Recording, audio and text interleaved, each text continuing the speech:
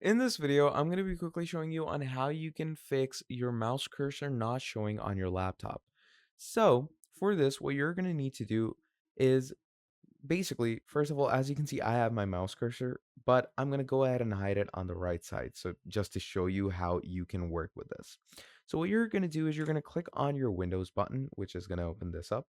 Now what you're going to do is you're going to search up touchpad. Now it's going to give you touchpad settings, so just click on the tab button.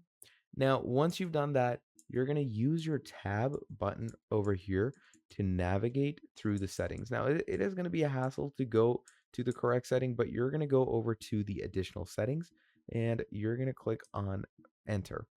Now, once you click on enter, again, you're going to use tab and you're going to use tab to navigate yourself. So now that we're over here, simply go over to pointers. And once you go over to pointer, over here in pointers, what you can do is just mess around with the pointer settings. So let's say I'm going to go ahead and change a little of my pointer settings over here.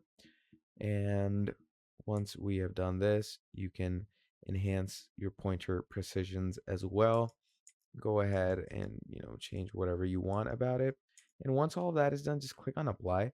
And that should work for you. That should generally bring your pointer in place. So yeah, that is, I'd say, pretty much about it for this video. That is how you can go ahead and fix your mouse cursor not showing on your laptop. Thank you for watching this video all the way till the end, and I'm going to be seeing all of you in the next video.